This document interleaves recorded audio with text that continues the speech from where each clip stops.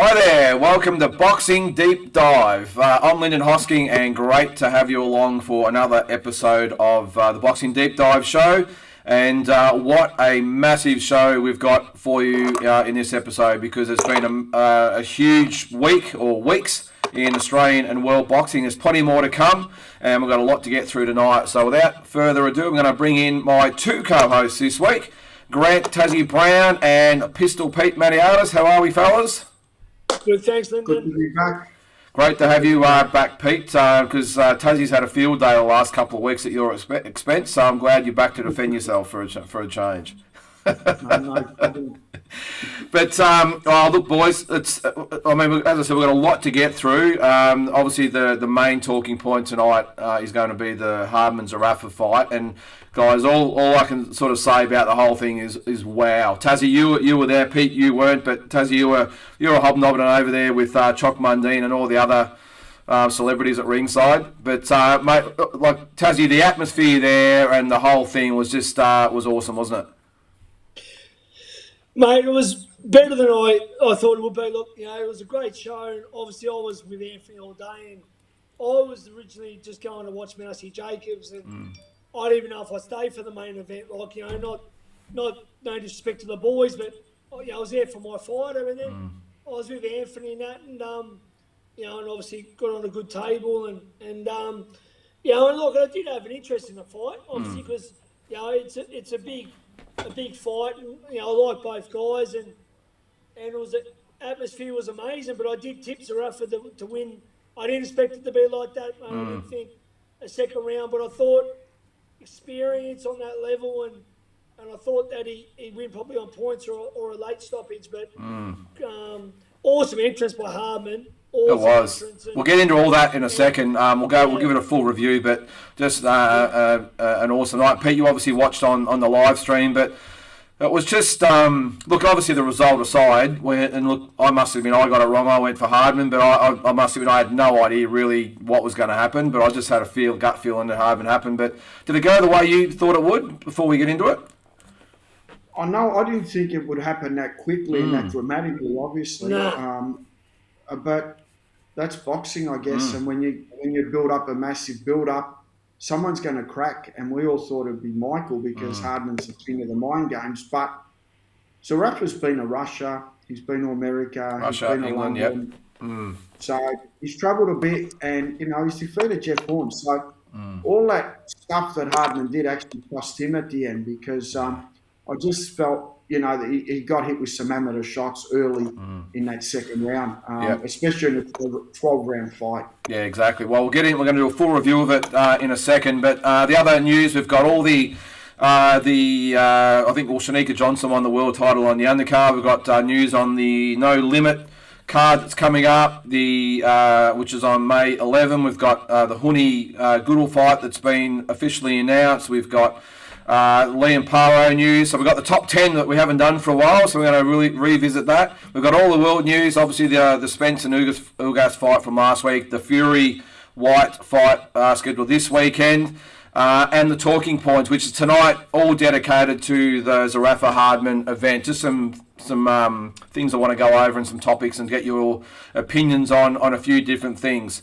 So, and of course, the quiz is back. So if we're all going to behave ourselves, we're going to roll it back out. Tazzy's, 5-0 at the moment, Tazzy? I think it's 6-0, I think. Is it? Pete, you'd know, wouldn't you? 5-0? 6-0? Not over. Doesn't matter. All right. Anyway, we'll go over it again. I've got some good questions for you tonight. Listen, all right. Listen. All right, boys. We're all clear to the world. How much respect I have for the man at the bottom of the corner. He's a big. I tell you now, we both beat anyone at this, me and Peter. We go on the road, we go to America, we both kill them all. It's a tussle. No one's on our level. So I've got a lot of respect. You're only as good as your competitor. I must admit, guys, I don't think I could have anyone on there that would know the answers to these questions I'm putting up, because they're pretty tricky. So, but we've had a few people sort of message in saying, "Hey, what's going on with the quiz? Well, it was good, it's back, it's now gone. What the hell's going on? It's the best segment of the whole show, so it's back, for episode 30. So let's get into all the news, guys. So the Aussie news, as I said, so much to get through. We're going to kick it off with obviously the big news of the last 24 hours. We're recording this on a Thursday night, so it's less than 24 hours old. I'm speaking, of course, of the Michael Zerafa Isaac Hardman fight there. You can see there, Michael Zerafa destroys Isaac Hardman. It was pretty hard to write destroys Isaac Hardman, but end of the day, Tazzy, there's really no other way to describe it, and it's a complete demolition job. Listen, I was around all day with Anthony Mundine. Anthony Mundine's built up a close relationship with Zerafa. Yep. And he went in and spoke to him pre-fight in the change rooms. I was with Anthony. And a lot of the things Anthony said to him, Michael actually done it. He stayed calm in the first round. He was cool. He had a look. He moved a bit, seen what Hardman was doing. And in the second round, mate, as Hardman was throwing something, he come with a left hook and he was seriously hurt. I mean, very, very calm and collected. And that's experience on the big level. That's just, like Peter said, England, America, Russia. You can't beat that experience. And, I mean, I hope, he comes back from it, Hardman, because he's a good guy and he's a great fighter, mate. And I've seen his journey, as we all know. And Blair, great guys. I've seen Blair afterwards. But, mate, Zerafa shut a few people up, mate, and full credit to him. I mean, you can't do any more than that. And I mean, it was a great atmosphere. I saw you there, Lyndon, and I don't know if he was on as good a table as I was. No, probably not. Probably not. But Pete, to me, it looked a little bit like Isaac was a little bit, and you see the left hook there that drops Isaac. He looked like a little bit of a fish out of the water. Do you think all the build up to it actually went against him, because he just didn't look himself, did he? I know Zerafa had a lot to do with that, but do you think all the stuff that happened at the weigh-in and all the arguing and all the stuff on social media actually worked against him in the end? No, I don't. Look, I just think Hardman hasn't really fought anyone of the level of Michael Zerafa. Yeah, and that was obvious. Yeah, 100%. And the fact that Hardman's been getting away and bullying other people and doing that and getting away with it and intimidating them, with someone like Zerafa, because he has had that experience internationally, he harnessed it and he was so sharp on the night. And you could just see Hardman, I mean, there's no way Hardman, you could see the first 20 seconds. Well, Hardman threw what? For a fast starter, how many punches did he throw the first round? I think 15, 20. Down at 8. Yeah, it wasn't a lot. And Michael Zerafa's a slow starter. Zerafa threw more punches than Hardman. In the second round, he does the amateur rule and thinks he's going to come out bang in a 12-round fight and walk through Michael Zerafa. And obviously left himself open. And, Hardman's been dropped early in his career. It's not like he's got a 9 chin. So the shots that he got hit with, that check left hook, wasn't a massive shot. He couldn't recover. It's good timing. Good timing, because he was walking into caught him as he was throwing. If you always, when someone's throwing, you catch them. That's double of damage. It doesn't have to have much power behind it. It's just double damage. The impact's double. Tazzy, I got the impression, especially when he got caught, that all the talk was that there was going to be a knockout, and we'd actually did an Instagram poll on the day of the fight saying who do you think's going to win, and unbelievably 77% went for Isaac Hardman, 72% by knockout. So do you think that maybe all that was in Hardman's head, that he was going to be, if there was going to be a knockout, it was going to be Hardman, and he actually forgot that, one, that Zerafa can hit back, and two, that he has iced a lot of opponents in the past? 100%. I don't think he respected. You got to look. It's all different on the big stage, guys. And look, you can fight guys regional level in Australia. I'm not knocking the opponents, but you fight a guy who's a world-ranked fighter, seasoned fighter. I was just about to fight Tszyu. I mean, that's the level he's at. He didn't fight Tim, obviously, but he was meant to. So look. And then it's a different level. And I mean, he's been in there where he's beaten Horn. He almost could have beat Horn a second time. Curl Brook, he hit Brook with some Whittaker shot. Mate, too overconfident. awesome entrance. Oh, it was. It was awesome. But at the end of the day, there's levels to this game, and I like Isaac. I know him; he's a good dude. But mate, Zerafa went in there, and he just knew what he was doing, mate. He's been at that level before. He wasn't phased. The crowd, the lights didn't get to him, and he wasn't intimidated. And mate, it doesn't matter how big a puncher you are.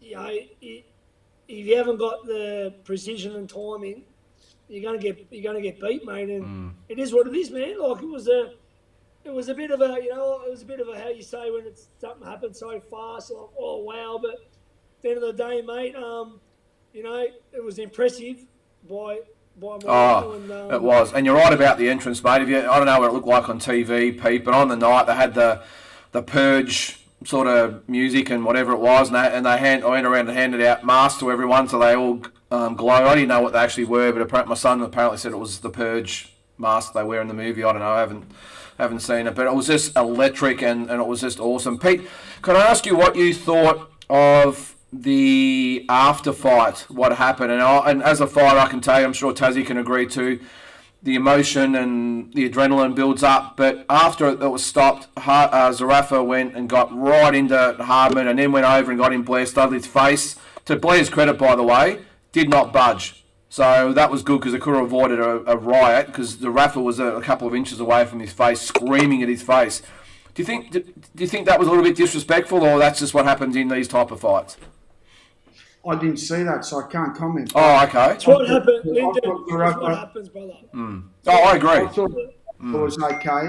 Zerafa did what he had to do. Zerafa kept his cool most of the time during the lead up to the fight. And it is what it is. Look, Hardman got handed a defeat. He's got to learn from that. Everyone loses. We just see how he comes back from this now. Does this mean it's going to be the end of Hardman? Maybe. Maybe he's not going to come back the fighter he is. Maybe now he just becomes a domestic level good tough guy. Well, like a John Wayne Park when he lost his first fight and he knew he's not going to be a guy that challenges for world titles. But that's the game. That was Nader Hemden, by the way. It's not a quiz. But Nader Hemden gave him his first loss, Wayne Park. Well, I want to talk a little bit more about that in the talking points a bit later on. But Taszyu, you would to answer your question. Yep. I don't think it was disrespectful because you don't mean it. Like I've knocked guys out in front of my home crowd in Tassie when the guy's laying there and I'm still mouthing, like not mouthing to the guy, but jumping on the ropes, not caring about the guy as a move. So like we're fighters. There's emotion. There's a lot go into the training camp. There's so much goes into it. I think you should be excused for anything you do within the first probably minute.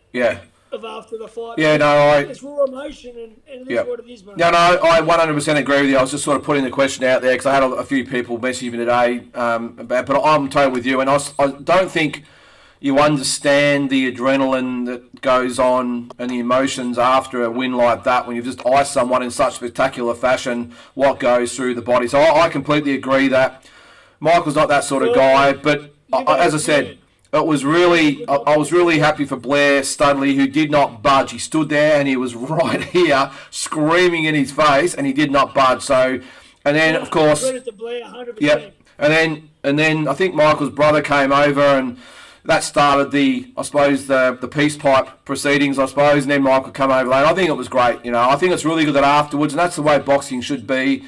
That after it's done, no matter how spiteful it's been, you shake hands and you move on. So I was really happy that both guys praised each other after the fight. Yeah, so in saying that, Lyndon, it depends how personal it gets. Yeah, and this was personal.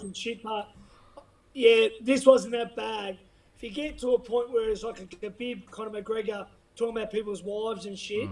This got racism though, didn't it? Had racist. Remember, you got a kid. Was that true? I don't know. No, I'm going to say this. If it goes too far with someone like me, I'm not going to shake your fucking hand. Yeah. If it goes too far with the talking shit, I know you can sell the fight. If you get personal, I get sick of guys hugging each other when they talk that much shit. Like, it's a joke, mate. If you went real personal with me, I wouldn't be shaking your fucking hand. Pete, last one for you, mate, on this fight before we move on. Good or bad for boxing, the whole event. I mean, I'm not saying bad for boxing because it was in the such that it was bad for boxing. I'm talking about, you know, all the stuff that happened in the build-up to it and everything else, and obviously the result in the end as well. Well, boxing's a volatile sport. It's a circus. All this stuff does happen. It's part of the build-up. Yeah. And it's boxing. It was good that two guys that had a lot on the line actually put it on the line and didn't do the crap where they fought each other when they were old. And I know there's a rematch clause. So Hardman's got a rematch clause in 3 months. Now, this is a shot at Hardman now. Hardman, if you're the guy that you really think you are, and you think Zerafa fluked you, you'll be calling that card and getting everything back just like Jeff Horn did. But if you go away and we don't hear from you, you start doing TikTok and other stuff, then it is what it is. Oh! No, it's a good point, mate. No, it's well said. And I want to... The rematch clause, because everyone wants...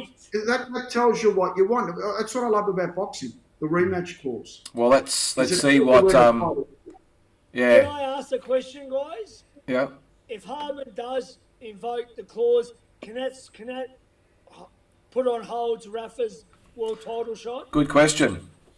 Very good question. I would think that if Pete, you know about this better than what I do. I would think that there would be the clause there with an asterisk that if Zerafa gets the world title fight in the interim, that would supersede it. What happens in these situations? Well, look, this is what happens. Technically, Gennady Golovkin still got the title. Yeah. So they're waiting on Bivol and Canelo. So Canelo wins. Obviously, then that triggers the next match with Triple G.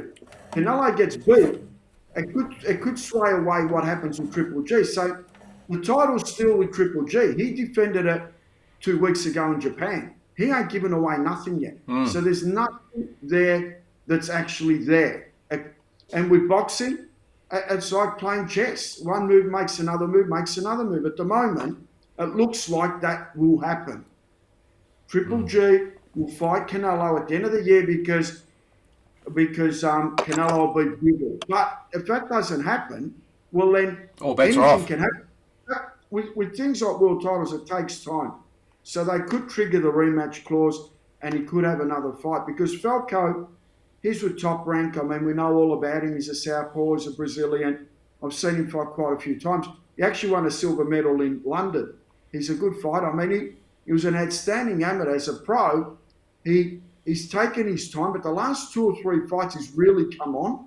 And he's been the mandatory or number one there for quite a while. So he ain't moving. Obviously, the IBF always leave number 2 vacant. I actually spoke to Ben Kilty today and we had a bit of a chat. But whatever said, let's just wait and see. But if Hardman wants a rematch clause within 3 months, they could do that fight again. Well, it's an interesting one. I don't think he's going to do a rematch. No, I wouldn't have thought so. Not the way the fight ended, I wouldn't have thought. I would think that my advice to, and we'll go over this in the talking points, my advice to Isaac would be to maybe bring in some help for Blair Studley in the form of an experienced boxing coach. Blair's a great coach. He's good in MMA. Bring in an experienced boxing coach to help and reset where you're going and start again. You know, so I don't know. No, I disagree with that totally. What do you think you should do? What, just go away? No. Well, obviously, I think he should do a rematch with Zerafa. Not straight away. I don't think it's any different, to be honest. He won't never get Zerafa again, though. He might never get him again. Yeah, well, it'll be interesting to see what happens. I mean, obviously, Isaac's got Dean Lonergan behind him who didn't hesitate to take the Horn rematch. So, yeah, who knows? But we'll see. All right, guys, we'll go on a little bit about this a bit more later with the talking points because it's dedicated to this fight. Let's quickly move on. We've got on the undercard of the last night's fight, with Shanika Johnson won the vacant IBF Super Bantamweight title over Mexico's Melissa Esquivel. I don't know, it was a bit of a scrappy fight, Tazzy, but she did enough to get the win, and now probably sets up one of 2 fights, either with Ebony Bridges or Shannon O'Connell. Yeah, I didn't see like every round. I was watching bits of it, and then obviously I had to take a couple of phone calls and that, so I didn't see exactly all of it. But great win. Congratulations to Neeks, and I heard a few things, but I can't say because I didn't see the full fight, mate. I was doing course me promotion and had Anthony Mundine in the ear on one side and someone else in the ear on the other side. Oh, it's hard being the man. Joel came a KO and Mundine on my table, so I couldn't get a word in. Yeah, I can imagine, Pete. So Pete, who should get the shot at, or what's next for her? Should it be Shannon O'Connell to try and avenge the lone loss on a record, or should it be the fight with Ebony Bridges? Whatever Shanika wants to do now. I mean, obviously that was a really good win against a tough opponent. And Escobar was no walk in the park. She landed some big shots. And she's been fighting at a pretty high level. So I was impressed with Shanika Johnson's toughness and also the fact that she really fought the whole 10 rounds. So excellent performance. Congratulations. And she's got a big team behind her. So well done, Shanika Johnson. Could be the start. Well, that's our second world title for the year, the third in about 6 months. So let's hope we add to that during the year. The other announcement, Tassie, is your mates up north at No Limit and the Team Tszyu and Gallen you can see there, and Harry Garside has been officially launched at May 11th in Tszyu Castle. Harry Garside versus Tasmanian Leighton McLaren. Yeah. Yep. I promoted Leighton's last 2 fights, so I know him well. So I'm happy for Leighton to get the opportunity. Like I said, we got offered Nikita Tszyu for Bo Belbin. Couldn't exactly come to terms with money, but hopefully we can get the shot after Nikita. When I think Nikita beats Mason Smith, hopefully we can be next in line. Good luck to Nikita, and obviously I love the Tszyu family. Paul Gallen, who's a legend of a bloke and doing so much of boxing, using his status to give these guys the opportunity and the platform. So good luck to Big Gal, and shout out to my mate, Peter Baby Matrescu, who manages Harry Garside. You're doing great work, baby, and keep it up, my friend. And Pete, before I let you comment, mate, let's have a little bit of a look at what Paul Gallen had to say. The Australasian title, the boys told me there's been no crossover star that has ever won the Australasian title. So that was a huge carrot for myself to try and win that and do something that no other rugby league player has done. Now, I've come over to boxing. I've made no secret of what I'm here for, but at the end of the day, to win a title like this against a guy with a record that he has, it'd be very good for myself to be able to show my family, show my kids when they get older. Look what your dad did when he was younger. And it's a huge risk. It's a big risk to fight like this. I mean, I could easily sit out and wait for the NRL season to finish and fight a couple of NRL players at the back end of the year and get my money and sail off into the sunset. But I'm fighting a guy who's got a great record, and it's a dangerous fight. I mean, if I lost his fight, this could be the end. This could be my last fight. I'm 40 now. I'm definitely at the back end of my career. I've told everyone that for a long, long time. And if I was to lose his fight, it would be very hard to come back from. So, Pete, what do you know about his opponent? He's obviously a Melbourne boy. Is Chris Trevusky, I think his name is. So what do you know? He's quite capable. He's pretty good. I mean, it's going to be an interesting fight. I think Gallen starts a favourite because obviously Gallen's got a smart team and they picked this guy. So when you get picked as a B-side, you're back to people that he normally does, doesn't make many mistakes. And Gallen, for a guy that's got limited skills, is very tough and he's got a heart bigger than Farlap. Yeah. So it's good that when he plucks these type of guys and he's making probably 500, 600, 700K a fight, I mean, he's living the dream. He's playing footy and making 600, 700K a year playing rugby. Now he just picks a guy and makes that in one fight. Isn't it great for him? Yeah, it must be nice. Tazzy, we get on to your mate, Nikita. Tszyu, see what he has to say. Turn it up a bit there, can I? You can't hear him very well there. We can't really hear him there, Tazzy, sorry. But, so you obviously know a little bit about the guys fighting. Is obviously from Victoria as well, and you almost had this fight. So you might be next.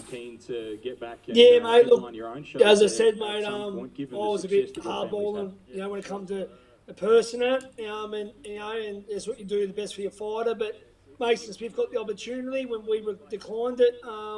He's a southpaw, 5-0, 2 knockouts, so he's a good fighter. My fighter, Bo Bell, was 5-0 with 4 knockouts, so good luck to Mason, but I think Nikita will win that, and hopefully, we can be next in line. But Bo's got 2 fights before them, and we're hoping to get them done, and we'll be 7-0, and hopefully we can fight Nikita when he's 2-0.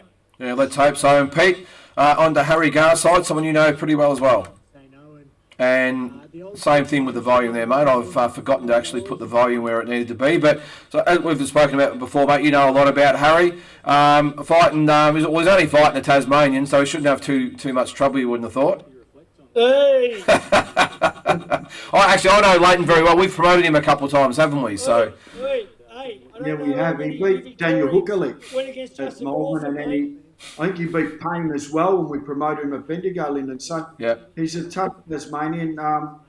It's another progression fight for Harry Garside. They're going to keep Harry very active, and I'm going to be real interested in his progression because it's going to be interesting to see how far Harry can go and when he takes that next step, when he sort of brings the power into the pro games, because he's got unbelievable speed, he's got great footwork, he's got everything you need. I think the pop's going to start coming, and when he gets that pop, he's going to be taking guys out in 3 and 4 rounds. So it's going to be very interesting. And Tazzy, you obviously know Leighton really well. As I said, he's been on our shows a couple of times and upset the apple cart. He's a tough kid, and I think at least, not sure he's got the tools to beat Harry, but he'll definitely take it up to him, won't he? Yeah, mate, Leighton's very underrated, mate. He's a tough kid. He's got good IQ, good boxing skills. And, mate, I said promoted his last 2 fights and know him very well. Got a great trainer, Twigs Millwood, good mate of mine, Twigsy. Shout out Twigsy. Mate, look, he's a good boy and he's coming, nothing to lose. They've picked him and he's going to come and try and upset apple cart. So I'm backing Leighton all the way to really fucking cause some trouble. Yeah. Garside. Just in retaliation to your comment, Lynn, about Tasmanian, I remember Justin Crawford bashing quite a few Victorians back in his day, and Daniel Gill, and I never lost to a Victorian either. So, Tasmanians can fight, mate, just in case you forgot. All right, well, to Tassie and all the Tasmanian brethren out there, I do apologise if I've offended you out there. We know in this day and age we can't offend people, so I apologise for that. Bill Hack, he's a proud Tasmanian. Big Billy waits for our show every week. He's our #1 supporter. Bill Hack, love you, mate. Thanks, Bill, again. So apologies again to the Tasmanian boys out there. The undercard's starting to take a bit of shape there. So, Pete, we've got Sam Goodman on there. I'm not quite sure, obviously, Terry Nicholas on there as well, and Hassan Hamden. So, pretty good undercard happening there. Yeah, nice little undercard. And it's good where boxing's going at the moment, isn't it? Very healthy. A lot of TV shows, a lot of fights happening, and, it's a real breath of fresh air, and we're getting some real good young prospects coming through as well. So, really happy with the way it's going. I mean, No Limit and Dean Lonigan and, these big promoters, they're putting on good contests and they're paying the money. They're paying overs to get these guys to fight. So the sport's very healthy at the moment. Yeah, no, it certainly is. All right, let's get on to another card that was announced today or yesterday. I think it was today. It is the rescheduled Justis Huni Joseph Goodall fight, Tassie. So this one's got fireworks written all over it. Should be a ripper. Actually, before I get you to speak, let's hear from promoter Dean Lonigan. From a credential point of view, you have got the 2 most elite heavyweights in the country that this country's probably ever produced, going at each other at their absolute prime in their lives. So very, very excited about this fight. This is we're fighting for the WBO Oriental title, the regional belt, and also for the IBF Pan Pacific. Meaning that whoever wins this fight is going to be going into the top 15 of the world. Now, the most significant thing about the heavyweight division is that the sheer money on offer now is unprecedented. When we put on Parker versus Ruiz in New Zealand, we paid something like $750,000 US to get Andy Ruiz down. You could not get that fight together now for under 7 to 10 million for the opponent. It's just, the money has just gone through the roof. And of course, these guys are both going to be chasing some of the most famous men in the world once they would get into the top 15. So this is a very, very significant fight. They are the most elite heavyweights in the country. There's only one other that might shape up to these guys, one day in the very near future called Willis Meehan. But outside of that, anybody else in the heavyweight ranks in this country does not rank, and these are the best in the business. So really looking forward to this fight, Ben, and there's some very, very big things ahead and massive paydays for these guys going forward. So it's an incredibly important fight to crack the top 15 of those two organisations. Taszyu, it might just be me, but he was talking about the two best heavyweights in the country with Willis Meehan on the rise. I don't know about you. Did he forget someone called Dempsey McKeon in there somewhere? Oh, hang on. I've muted you. Sorry, mate. Sorry. There you go. Go ahead. Yeah, don't mute me during the quiz, though. Sorry, mate. All right? Just want to make sure everyone can hear it okay. I wouldn't answer, Taszyu. I wouldn't answer, mate. If you got muted in the quiz, I'd mute myself as well. You're a very respectful boy, Peter. Very respectful. So what do you reckon, Taszyu? Yeah, well, obviously he doesn't promote Dempsey McKean, so he's not going to do him any favours. But and again, saying the best we've ever produced, which I'm not sure about. Nah, me either. I'd have to do my homework. But it's a great fight, undefeated. I know both guys. My good friend Steve Cameron manages Goodall. Huni is a class act, and it's a great fight. It doesn't matter about best here, best there. It's just a good fight. Someone's O has got to go. Pete, do you think, I know Dean's the ultimate showman and promoter and he has to build the event, but do you think a guy that's 5-0 fighting a guy at 6-0 is the biggest heavyweight fight ever in this country? I think that's a little bit rich, don't you? The good thing is both of them are really credentialed amateurs and they've got a lot to lose. So it's good that they've done it this way. And they've done, it's been done real early in their career, so a loss is going to hurt them a lot. So there's a lot on the line for both fighters. So congratulations again to Dean Lonergan for putting it on. Yeah. Dean's not the type of guy. Well, you're promoted with him, and we know Dean pretty well. The good thing about Dean is he thinks outside the circle, and he's not scared to do things. I mean, when he first said he's going to bring Manny Pacquiao down, everyone thought he had a methamphetamine problem or something. It was never going to happen. Yeah. And then all of a sudden it does happen. He's one of these guys that can make the impossible happen. So doing fights like this, he probably does them in his sleep. But the loser, it's a massive, massive hurdle to overcome. And even like putting in Hardman to fight Zerafa, I mean, that is brave, risky stuff from a guy that you've built up 12 and naught to go and put him in someone else's backyard. So everything he does is risky, and that's the way he likes to live. And as boxing fans, we love that. Yeah, no, I'm 100%, mate. I've obviously made no secret that I'm a massive admirer of Dean. I've worked with him 3 or 4 times, and and this is the same guy, by the way, not just the Pacquiao Horn fight, but when he said he was going to take the Horns or Rafa to Bendigo, I think everyone laughed about that as well, and they had 5,000, a sellout crowd of 5,000. Could have probably sold another couple of thousand. It was a massive, probably the biggest sporting event that city's ever seen. So, and you're right, he had no hesitation putting Hardman against Zerafa, and he's had no hesitation in putting this fight together. So, and I think he just wants to make sure his guys are prepared and earn the shot. And if they're not good enough to earn it, well, so be it. But he's not scared to take a risk and roll the dice. And as you said, think outside the box. So I'm really looking forward to seeing what Dean can do now. The year started to roll, and we start seeing a few of his fight nights as well. Let's have a bit of a listen to the actual fighters, guys. This is Joe Goodall. Hopefully our volume's okay for this one. Seen familiar faces. It was scheduled for February. It's frustrating that it's changed. It's something that's out of my control. Got pushed back to June and then pushed back again to now June 15th. So hopefully it's third time lucky and this fight goes ahead and gets underway. It's a big fight. The Australian boxing fans, I feel, want to see. I feel personally it's the biggest heavyweight boxing fight in Australian history. So hopefully this fight goes ahead this time. I think I will say to Joe, just stay in your lane a little bit, mate. You've had 6 fights. I don't think it's the biggest heavyweight fight in history. But anyway, we went over that, so good on him. Justis Huni, let's hear what he has to say. Especially fighting in this arena, so close to home. It's going to be a good night, June 15th. And I'm going to have a lot of supporters there.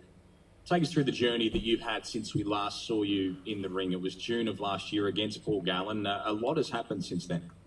Yes, a lot has happened. Injuries, sickness, COVID. But, you know, that's in the past now. And we got a date set June 15th, and we're looking forward to it. Where everything's gone well, training's gone well. So we'll be there June 15th. Yeah, so June 15th in Brisbane. I think it's the Nissan Arena. So, yeah, we'll move on anyway, Pete. But, yeah, just as you said, Dean Lonergan and associates, Tasman Fighters and all the other guys he works with as well. So, there's some big things happening with Dean up there. Do you think, Pete, do you reckon things could maybe be mended with some bridges as far as, I know promotional camps have a habit of trying to trip each other up, but there could be a possibility of a Dempsey McKean fighting one of these guys down the track? Why not? Money talks, I suppose, for heavyweights. Yeah, that could happen. Why not? Nothing's impossible in boxing. Yeah. Isn't he with Matchroom now, though? He is, but he's still aligned with Angelo DiCarlo, I would think. I think Angelo would still have a bit of say in what happens. Oh, yeah, of course. But you would think that the amount of money being made in heavyweight and world boxing, Dean mentioned in there that they got Andy Ruiz for $750. Well, you could probably add a zero to that now. So hopefully... US. Sorry, Pete? That was US, so it's $1 million our Yeah, so let's hope that when there's so much money on the line down the track, I'm assuming it'll be Huni. I'm only just sort of guessing that a Huni and McKean fight down the track could be worth millions, even in, just in Australia. So we'll move on, guys. Let's get on to another one of Angelo's fighters. It's Liam Parrow, this is the word of the week, that he might be fighting Jose Ramirez for the WBO junior welterweight title. So Pete, just explain with the rankings here. So I see that Cuttrell's been demoted down to number 3, and now Ramirez is up to number 2, which puts him in line to fight Liam. Who the fuck does Cuttrell get fucking Sorry, Pete? No, Tassie. How does Cuttrell get put down? Yeah. Got fucking ripped off for the fucking belts. Yeah. I don't agree with it. But so, I mean, Pete, we've gone over this in the past about sanctioning bodies. It's all a game of chess, and it's all a bit political and all the rest. At the end of the day, he's going to be ranked number 2. So how do you see this one go? And will it be in Australia, I think, or it'll be overseas? I mean, it'd be great if it was in Australia, wouldn't it? Yeah. It really would. And Liam Parrow fought Terry Zeramanis, the guy that I managed at the start of last year, and he's a real world-class fighter. So I hope he wins a world title. He's a great person, got a great team behind him. It'd be awesome if he won a world title. I think he's ready to take that next step. He's eager, he's fit, he's really dedicated. It'd be awesome to see him in a big fight. Yeah, no, he's a good young kid, isn't he, Taz? He's he's got all the tools, and he's shown he can compete at the level overseas, and it should be a ripper opportunity for him. 100%, mate. 100%. Look, Angelo DiCarlo's guided so well. Big Alfie. DiCarlo's put so much time into him, and I'm very happy for Liam to get the shot. And look, I thought it was going to be Talafafio Lopez, but this guy, mate, is just as good as Lopez. So it's tough, but just hope that he gets through it, mate. And Liam, I wish him all the best. Yeah, no, exactly. So let's hope he's going to get the shot. Let's just hope it's being the number 1 contender. Maybe they might do it in Australia, but worst case, it'll obviously be in Las Vegas or somewhere like that, I would assume. One more thing to cover before we move on to the world team, guys. It's Pete, the Maloney boys. So I've put here that reportedly set for Cambosa's Huni, but I have learnt today that it might be one of them. The other one, I think it might be Andrew on the card, and Jason, some things that are happening overseas that might see him get a pretty big opportunity in the near future. Yeah, good on him. It's going to be a massive card. I think there's 10 or 12 fights on there. So is there? Okay, big day. It's going to be great for Melbourne. It's going to be great for Melbourne. Well, the main event's supposed to start at... Sorry? I don't really want to comment on something that hasn't been announced. It's disrespectful to the promoters. So I want to say 0 on it. Okay, well, I have from some pretty good authority that one of them is definitely on the card, but yeah, I won't spill the beans, and so the other one might have a big fight overseas as well. So we'll see. But either way, I'm with you, mate. End of the day, it's whoever's on the card. It's going to be a massive day. But I will say though, the main event's supposed to come on at about 2:00. If they've got 12 fights, but they're going to start at 6 in the morning. Look, they normally start at 9 a.m. Okay. I think in Brisbane they started at 9 a.m. and all the fighters get to the venue, the undercard fighters, by 7 a.m. or That's a tough day, isn't it? Yeah, it's a tough day. Yeah, it is what it is. Tazzy, how would you go getting to the arena at sort of 7 o'clock in the morning? Should be a bit different. Mate, it'll be a nightmare. Yeah. Anyway, we'll see what comes of that. I'm sure there'll be some announcements coming soon. We're only 5 weeks away, 6 weeks away, so I'm assuming that they'll start announcing fights pretty soon. But all I know is both boys have got some big announcements coming. Before we get into the world news, guys, just want to quickly, we haven't done this for a little while. I want to have a look at the top 10. Now you'll see here a little bit of shuffling around. Pete, and Tazzy, don't shoot the messenger here. I'm just sort of putting it out there. The top 6 haven't changed for obvious reasons. I've actually elevated Michael Zerafa to number 7, Shannon O'Connell 8, Dempsey McKean, Paul Fleming. He's had 3 comeback fights now. I think he's at world level. That 9 and 10 though. What do you reckon, Tazzy? You could throw a blanket over probably 10 fighters for that 8th, 9th and 10th position. Yeah, look, I like your list. George, Tim, no question there. Jason, Andrew, yep. Jai, fine for world title. Liam, fine for world title. Travis, big win last night. Number 1 rank, 100%. Yeah. Shannon, yep. Paul, definitely. Paul was off for the IBO world title. Could still be happening on the Gambosa undercard. Okay. So that could be I happening. don't think I don't think that's going to happen, Tazzy. No, I know a few things too. I'm just mentioning it though. Was meant to be on there, or talked about on there. Well, he's had a couple of good wins since then. His last one especially was good. Dempsey, I don't know about Dempsey. No disrespect. Yep. Like he could be. I'm not thinking right now about chucking someone in there. There's a few that could go in. Liam Wilson's. Yeah, he was the other one. The other day, What do you reckon, Pete? What changes would you make to that? And you can't put Kamakao in? Look, it's maybe Bo Belbin at 10, Tazzy. What do you think? No, not yet, mate. Could you make, Pete, to be serious, could you actually make a case for a Justis Huni to be in there? Or, I mean, because he would be one of the, ability-wise, definitely in the top 10, but does 5 fights sort of get you over the line, or do you go with someone like Dempsey that maybe he's not naturally gifted as Justis Huni is, but has obviously got the runs on the board so far? What about Hogan? Hogan had a good win over Wade Ryan? Nah, I don't see that. I dabbled a little bit with a Liam Wilson. I thought could have been, maybe one. And look, does Ebony Bridges come into the mix? I don't know. She's a world champion now, as is Shanika Johnson, both world champions. I don't know. I mean, it's a tough one. Yeah. But as I said, I think the 9th and 10th, you could probably throw a blanket over 8 to 10 fighters, but I think the top 8... I'll tell you what, if Dana Coolwell won the other night, you'd be putting him in there. Really unlucky too, I thought. We haven't really got time to sort of go over that in full, but I thought that was a ripper fight, and even though he's 7-2, I think Pete, he's got a lot of upside, and I think he'll come back. Oh, he has. Very impressive. Pretty unlucky. The 2 fights he's lost have been really, really close.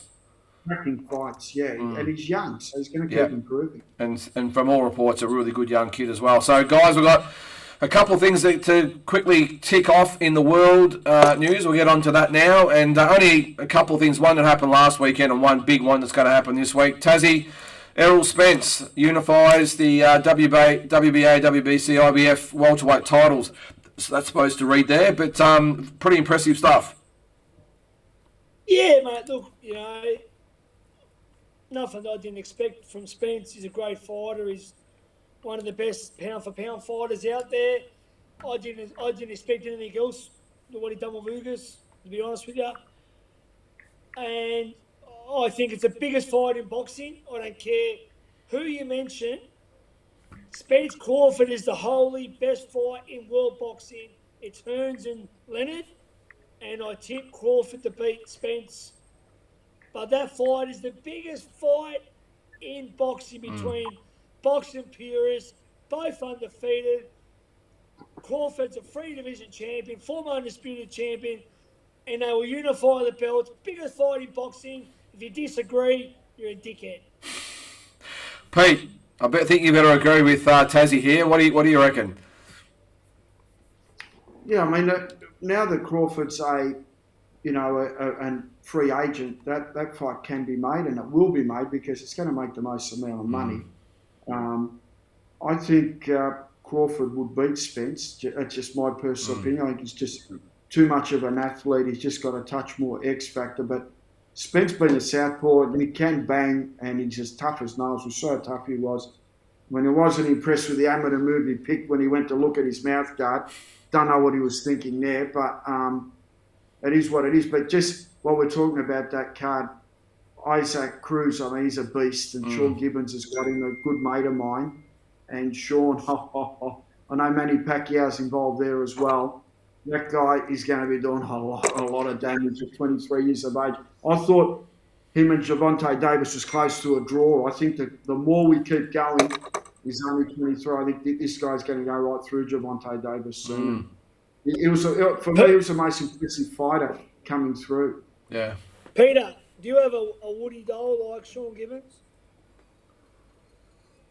Do I have a what? A dole like Sean Gibbons, like the dole he carries around. A blow-up doll? Not a blow-up doll, a voodoo doll. What's it called? Woody, isn't it? Woody? Oh, yeah, he's got Woody. Woody, yeah. All right, well. He's a great character, Sean Gibbons. Great character. Had 20 professional fights. He's good friends with Mike Altamura. Well. Actually fought Mickey Rourke. Oh, did he? Is that right? That's right, yeah. He had a draw with Mickey Rourke. Jeez. Yeah, well, obviously he's been with Manny for quite some time as well, hasn't he? So, who's the better actor, Peter? Sean or Mickey Rourke? Yeah, I think they drank a few bottles of champagne before the fight, a few Dom Perignons might have been. All right, guys, well, let's move on to the big fight this weekend. It is, of course, Tyson Fury and Dillian Whyte this weekend, Wembley Stadium in London, England. I must say, Taszyu, that surprised this is not actually on main event. I'm assuming it's because of the time difference, but I'm not sure whether you guys know anything about it, but it's not on main event, which is, yeah, as I said, really surprising. Don't sleep on this one with Whyte. Yeah. Don't sleep on him. I think he might drop Fury. Fury might get up and stop him, but I mean, don't sleep on this guy. I'm actually thinking about putting a bit of money on Whyte as an upset. Okay. Yeah, I've actually had a couple of people say that. What do you think, Pete? No, I'm agreeing with Taszyu. I think Fury might taste the canvas. What's going on? I think he might taste the canvas a couple of times because I think for someone like Tyson Fury, it's going to be hard to get up for something like. Yes. I know there's going to be 93,000 people, but the fact that he's had, Wilder and all these, and he just probably thinks Dillian Whyte, he's not at my level, but Dillian Whyte's got that punch, and Dillian Whyte's sort of been keeping real distant from everything, and he's ready. I mean, I think he's going to explode on him early, and he could shock him into action. I think it's going to be a cracking fight. Yeah, no, it should be. Well, I think I was a little bit worried about Tyson Fury, his mindset, but you're looking at him in that video there, I think he looks switched on. So, but I'm with you guys. I think Dillian Whyte's got that punch, and he's very, very dangerous early. So it'll be a great fight. But as I said, I'm not quite sure why it's not on main event. I think it's on Stan, I think someone said. So, so give it there. So I'm not sure why main event have opted not to take it, but Stan have. So I think it's $60 on that. So go for your life if you want to get up at 4 or 5 in the morning and pay $60 for that. So, all right, guys, get on to, before the quiz, we've just got some talking points. I want to go back over some stuff with the Zerafa Hardman fight. There it is, the talking points. Guys, as I said, I've got 4 points here to talk about, just some stuff in relation to last night's fight. I'll get on to the first one here. Taszyu, you were there. where were all the generals? Now, let me just explain. We've discussed this in the past about the casuals coming out, but I looked around last night. I was talking to Pete before we come on air, and you were there. I mean, it was a great atmosphere. It looked packed, and it was awesome. But apparently there was 130 tables, and that's debatable. But if there was, that's 1,300. I looked up the top, and I struggled to see maybe 3 or 350, which is, you think we couldn't get 2,000 people there, was really disappointing. But I always judge these type of events not on the ones that are on the floor. We all know they're going to pack that out with the friends and family, supporters and sponsors. But you look up top, very, very sparse. So are we still not hitting the mark as far as these events go? What do you put it down to? Peter mentioned a while ago, like early episodes, about, he's more about, getting the old fight fans in, and he's been a pioneer for that over the years. But now they're trying to do the glassy, high big money tables, and I understand being a promoter because you want to make the money on. Yeah. But I mean, yeah, look, it does hurt the casual fan. How many casual fans were there last night? How many people just went to watch the fights? I don't think none. I think everyone was either there because they knew certain people, there because they supported someone, or there to get their face shown around a few big titted ring girls, maybe. I don't know. Yeah, no, I hear you, mate. And Pete, the ticket sales are actually very, apart from on the floor, which were quite expensive, that's obviously where the money is, but up the top, they were actually quite affordable tickets. So I was surprised and a little bit disappointed that, there was a lot of interest in it. It was all over the news. Obviously, the press conference got a lot of traction, and it was all over the place and on social media. And I was just really surprised that those casuals just didn't turn up. And as I said, it wasn't like you were paying $100 or $200 for a general ticket. They were quite affordable. Yeah, it was probably a Wednesday night. I don't know. Yeah, good point. Look, I don't really look at the crowd. I look at the fight. So I'm not. I know being a promoter yourself, Lyndon, promoters get in there and they hoon around and look at, mate, I don't give it two hoots if there's one person there, if there's 1 million people. For me, it's just the fights. And if they did go, well, they did go. They might have been watching it on stream. Yeah, it will be interesting to see the numbers of that. Look, and you're right, end of the day, the money was being made on the ringside tables. That's obviously where the emphasis was at, and they've obviously did a great job with that because they were packed as far as I could see. So end of the day, I'm sure they would have made a lot of coin, because as a promoter, you can't help but sort of look around and do the numbers in your head, and I think they would have done quite well. So it was good. Let's get on to talking point number 2. Now, Tassie, actually, this is probably one for Pete, but I'll ask you first, Tassie. More bang for your buck for pay-per-views. Now, the pay-per-view was $46 or $47 Australian. I've got to say, mate, if I had paid the money for it, I would have been really disappointed in the undercard. Really disappointed. What were your thoughts? I know you had a fighter on the undercard. I'm talking about, there's a couple of fights on there that really left a lot to be desired. 100%. And I heard the TV viewing, of course, a lot of rapping and singing and auctions and sort of prolonged. They're waiting 35, 40 minutes for a fight. I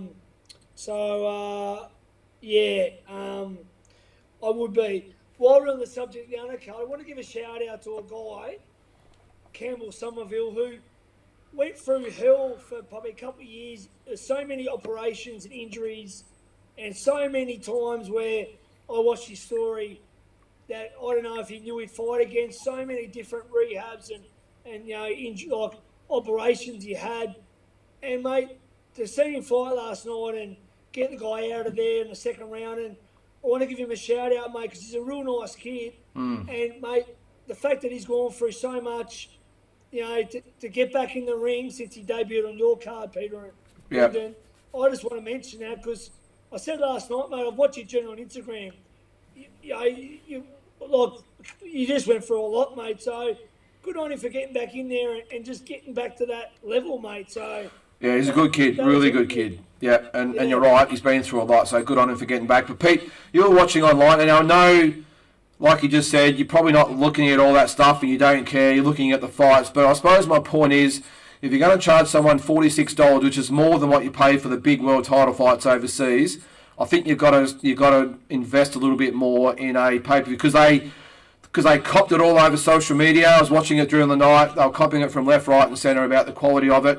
As I said, it's a bit different when it's a free card and you got a free stream, and who cares? But when you're paying $46 for a card, I think that people out there were quite rightly disappointed in some of the fights. I mean, the first one on there, Jack Gibb, it's not his fault. His fight, I think he dropped him 3 times in the first 90 seconds. There was another, it was Benjamin Bomber's fight. He fought, I think it was a 43 or 45-year-old Thai. I just think we expect more when we're paying $46 for a pay-per-view.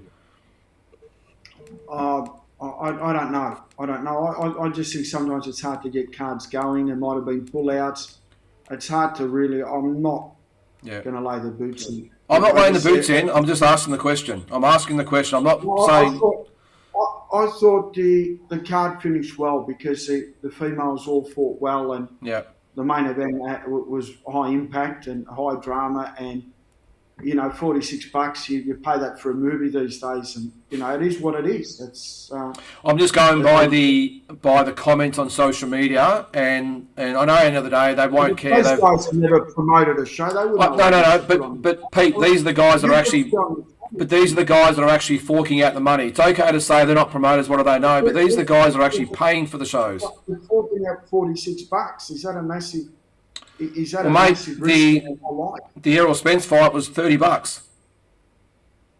And that was a world. I'm not defending. I know what you're saying, but what I'm saying is, whether they spend $30 or $45 or $46, it's not going to really make a difference at the end of the day to their budget. I'm a little bit like you. I've got my promoter's hat on, so I understand where you're coming from. I'm not saying I'm probably getting out of that and looking through the spectator's point of view and what I'm reading on social media. And as I said, when you're paying $46 for this type of show, and look, we all know there's late pullouts, and we've all been promoters. We know there's late pullouts. We know there's all sorts of dramas that happen.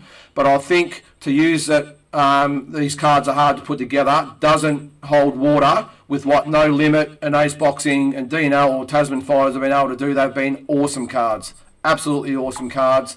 And so I don't accept that. Well, it's hard putting these shows together because they've shown that it can be done. But anyway, overall, I loved it. Sorry, mate. Different. I would have thought last night would have made a fair bit of coin, even compared to the ones with money. That side I don't know, but it's different when you start off with over 100K off Foxtel or something to put on the show, but you start off with sponsorship and gate money. But having said that, on the flip side, the pay-per-view, if they get, 1,000 pay-per-views, I'm not quite sure how, well, there's, 1,000 times 47, there's $47,000 right there. So if they had twice that, they've got the same money as they would for Fox, that they would have got for a Fox show. So, I don't know, I'm just putting it out there with through the punter's eyes, and it wasn't pretty from what they had to say. Let's move on to the next one. All right, I know this is probably me being an old fuddy-duddy. Tassie, remember, it's a boxing event, not a friggin' nightclub. I don't know about you last night, but I had a splitting headache. I couldn't speak. I understand that's the whole glitz and glamour, but all the people we spoke about before that are buying tickets are all the boxing people. And the amount of people I spoke to said, Jesus Christ, I can't friggin' hear a thing. Just music and the dancing and all the rest of it. What did you think? Am I being a bit old and fuddy-duddy here? Oh, probably a little bit. I mean, bit of both. You got to have a little bit of that. I mean, no Zoolander shots anymore from you, Lyndon. There's no. You've gone past that. I'm just saying. I walked out of there. I had a splitting headache because I was trying to talk above the music. I had no voice because I'm young, and everyone I spoke to had no voice either. So it was hard to have a conversation. Look, I didn't really care. I wasn't paying attention to much of the show, to be honest with you. I was just here in spirit, mate. I've been to so many boxing shows, but I don't really give a fuck anymore. People ask me to fight all the time. Lyndon, you're just smoozing in the VIP lounge, Tassie, as normal. Well, yeah. I was sitting back in my. Did you have a recliner chair at your table? No, I didn't, mate. Did you have one? Did you? I had the recliner. I was like gold class. I needed the earmuffs. But look, mate. A bit of entertainment's all right. Maybe the guy sang a bit too many songs. A little bit's all right. Well, I mean, look, let me just say, though, it wasn't the singer that had me offside. It was in between the rounds and in between fights where it was just pumping. literally pumping, and you couldn't have a conversation with anyone. No, I understand. No, you couldn't talk to anyone because you're both screaming at each other, and look. I know I'm probably coming across as a bit, as I said, a bit of an old funny daddy. But what I will say about the whole event in general, I had my doubts that they could pull off an event. I was pleasantly surprised because I thought they did an awesome job. The atmosphere was awesome when the fighters walked out. Tszyu, it was like tingles down the spine. It was really cool to be there, and I loved the entrance from Hardman. I loved the song that Zerafa came out to. It was awesome, and even the girls' fight before that. So I'm not saying the event itself, but if you're the DJ at these guys, can you just turn it down in between the fights so we can actually have a conversation with someone? That's all I'm saying. Yeah, no, I understand, mate. I mean, look, mate, at least we were there. Peter's so cool he doesn't even bother going. No. That's how big a rock star he is. He's sitting back watching bloody Willie Pep fucking and Sandy Sadler fights from back in the 40s. Yeah. All right. I don't know who's more exciting. I had a couple of tickets to go, and I just got caught up because other things happened, so I just went straight onto a stream. So yeah. I don't know who's more exciting, a Peter Maniatis and Mike out tomorrow. Well, look, all my talking points are falling on deaf ears tonight. I've been hung out the dry a little bit there. But anyway, I'm going to get on to one more. Bring back Mike. Last one, guys. Last one, just before we get on to the quiz. Where to for now for both boxers? Now, we touched on it before. Taszyu, we know about Michael Zerafa, which is next. But the question I want to ask you, if Tim Tszyu suddenly says, I'm not going to get in a fight till early, don't give me that look. I'm just asking the question. It was posed after the fight. If the Charlo and Castano winner says we don't want to fight till April or May next year, is the possibility there for a Zerafa-Tszyu fight? No. Okay, that's all I want to know. I'm not trying to start anything here. I'm just asking the questions that people want to know. Pete, what do you reckon? Well, Zerafa's at middleweight and Tszyu's at junior middle. So he said today he reckons he's a super welterweight, Zerafa. He's a super welterweight fighting at middleweight, he says. So he reckons he could come down. Zerafa would be far too dangerous for Tim Tszyu. Yeah, I agree. I'm just being the devil's advocate here. He'd be far too dangerous. Yeah, I 100% agree. I'm just, again, just asking the question. I would think far too dangerous at super water if you made the weight. Yeah. Really? Well, anyway, how would you rate Tszyu's last opponent up against Zerafa? Who would win that? I think Zerafa would beat him. Zerafa would beat him. I'm not saying he wouldn't beat him. He's a good opponent. So Tszyu had a hard time with him. Does Tszyu really need that? You Victorians all fucking stick together. Unbelievable, mate. Big Victoria, it's not even a fucking good boxing state, to be honest with you. Okay, come on, we're not getting personal here. I didn't mean that Tassie joke earlier, okay? I didn't mean the Tasmanian joke. I'll back a Tasmanian over Victoria any fucking day. Okay, all right, mate. All right. All right, so the other... In fact, my great uncle come and took over Victoria, Dougie Sprower. Did he? For a bit of history there. Okay. Come over and took it over. Oh, yeah, I know. Yeah, Dougie Sprower, legendary. Took it over.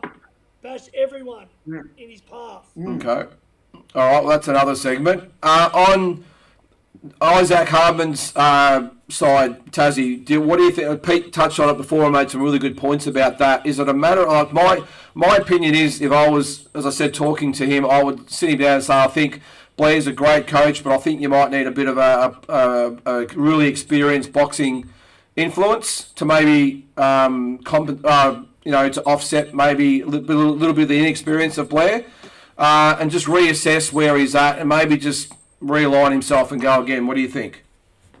Who, me or Peter? You, Taszyu? I don't think so, mate. He got him there. They worked together well.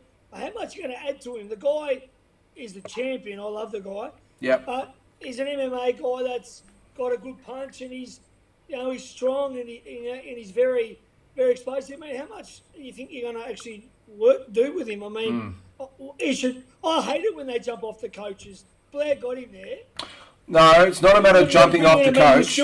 You want to bring in Emmanuel Stewart or Sugar? No. What I'm saying is not a matter of jumping off the coach. You're right, Blair's got in there. What I'm saying is good businessmen or athletes, whatever. Hang on a sec. Hang on. I'm talking. What I'm saying is, hang on a sec. I'll let you have your say in a sec. What I'm saying is that all good business people or sports people, they sit down and they evaluate where they're at, where the deficiencies are, where they can increase their strengths and fill the weaknesses, and looking at it and go, okay, maybe do we need? I'm just picking brains, names here. Do we need an Angelo Hyder, or do we need a Billy Hussein, or just to come in and be a bit of a consultant in camp, just to help with a few little things we might be missing? Because as like or not, Blair's from an MMA background. He's done an awesome job so far, and he's a great guy and done, as I said, a fantastic job. But if you're serious about it, you sit down and say, okay, we might have fallen short when we come up against a guy of Zerafa's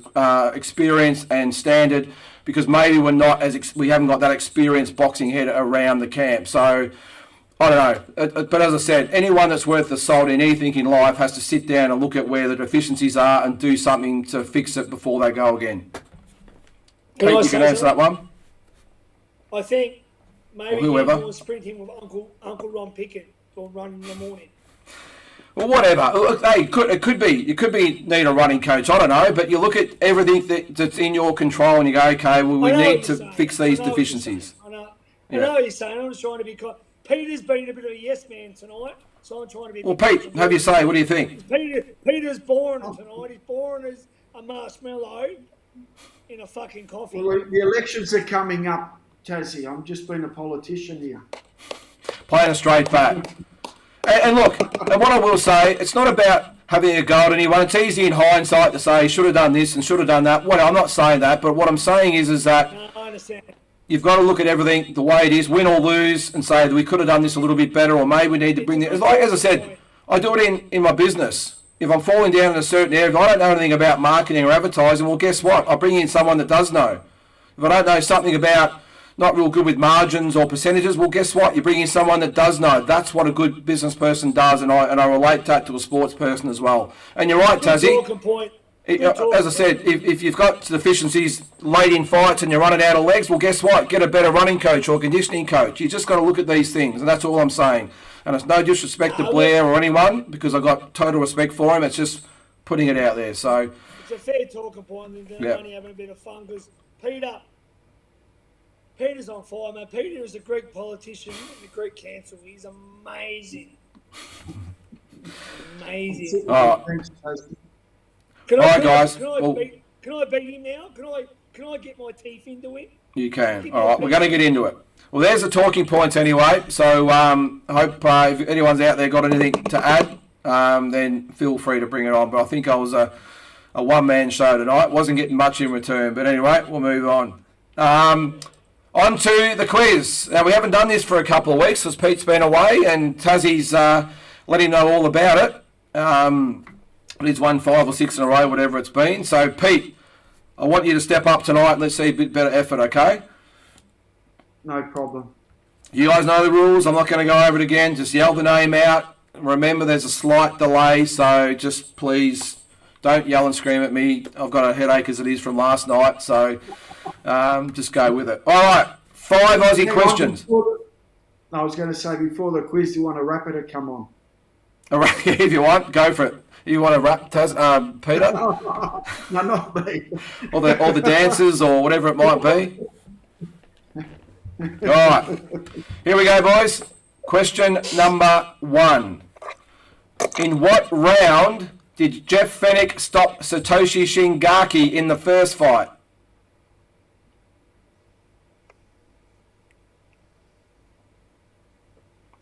3. Tazzy. Yes, Tazzy. Tazzy? 7. Incorrect. Peter? I'm going to go 5. 9 rounds it was to win the IBF bantamweight title back in 1985. Sep, so 0-0. Who promoted the first Jeff Harding-Dennis Andrees fight? Peter! Tazzy. Yes, Peter. Bill Morty. Incorrect. Tazzy? Don King. Incorrect. It was Bob Arum promoted the first fight in Atlantic City. with Top Rank, surprisingly. So 0-0. Number 3. In what country did Troy Waters suffer his first loss? Peter. Tassie. Italy. Incorrect. Peter. Bahamas, Jamaica. No, it was South Korea. He lost to In Chol Bake. And I think it was like his 6th or 7th fight, I think it was, in South Korea. So 0-0 after 3. Number 4. Who was Jeff Horn's first opponent after losing to Terence Crawford? Peter. Tassie. Anthony Mundine. It was Anthony Mundine, KO1. That was, I think, December 2018. So 1 to Tassie, 0 to Pete. Last one for the Aussie questions. In what city was Barry Michaels' defence against Jin Sik Choi? Peter. Yes, Peter. Darwin. Correct. Darwin in the Northern Territory. Yep. Really odd place to have a fight, I remember. But, yeah, so 1-1. Into the international questions. In what year was Pernell Whitaker's last fight? Tassie. Yes, Tassie. 99. No, Peter. 2001. Correct. 2001 against Carlos Bajarquez, I think it was pronounced. So, yes, 2001 is correct. So, 2 to Peter. Is there an upset on the cards? Another one here. Who was Mike Tyson's last opponent? Peter. Peter. McBride. First name?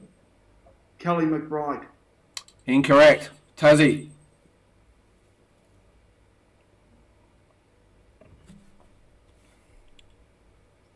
John McBride. Incorrect. Kevin. No, only get one crack at Kevin McBride, it was. Lost in the 6th round, 2005. So 2 to Peter, 1 to Tassie. Number 8. What title did Sugar Ray Leonard take off Wilfred Benitez? Tassie. Peter. Tassie. WBC. Yeah, what weight? Waterway. Yes, correct. WBC welterweight title. Stopped him in the 15th round. 2-2. Who gave Hector Camacho his first loss? Tassie. Peter. Tassie. Greg Haugen. He did, 1991. Greg Haugen.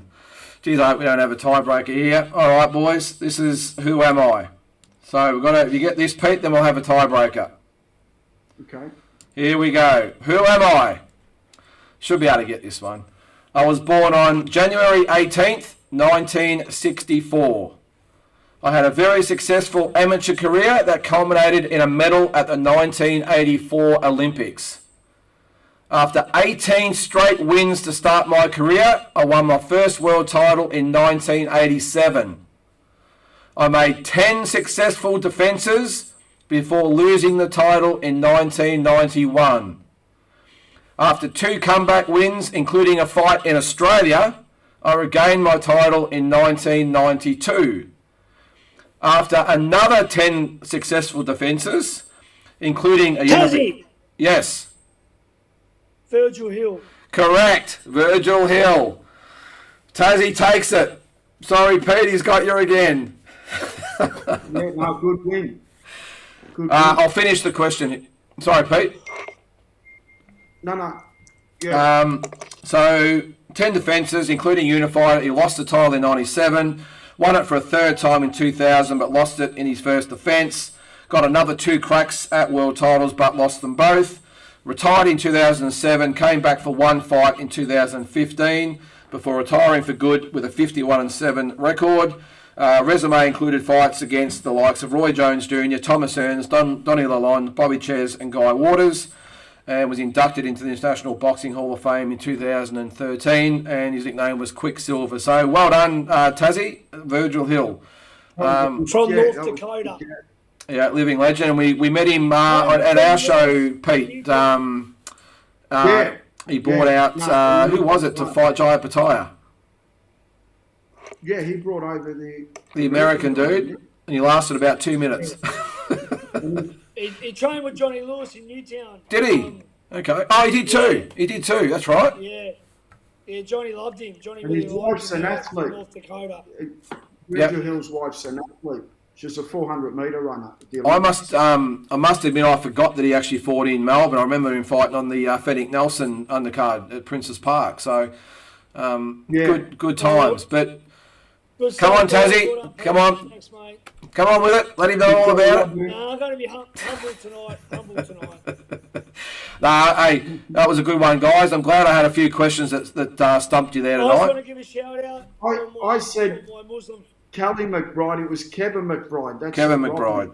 Kevin. all my Muslim friends. Happy Ramadan. Alhamdulillah. Always alhamdulillah. Yeah. Good stuff, Tazzy. Nah, all good, Pete. Great to have you back, mate. And we'll catch up next week with all the shows. All right, and it was a great quiz tonight. See you later, guys. Thanks, Press guys. conference tomorrow. Press conference for me tomorrow. Tasmania. Done. Look out for it. Good stuff, guys.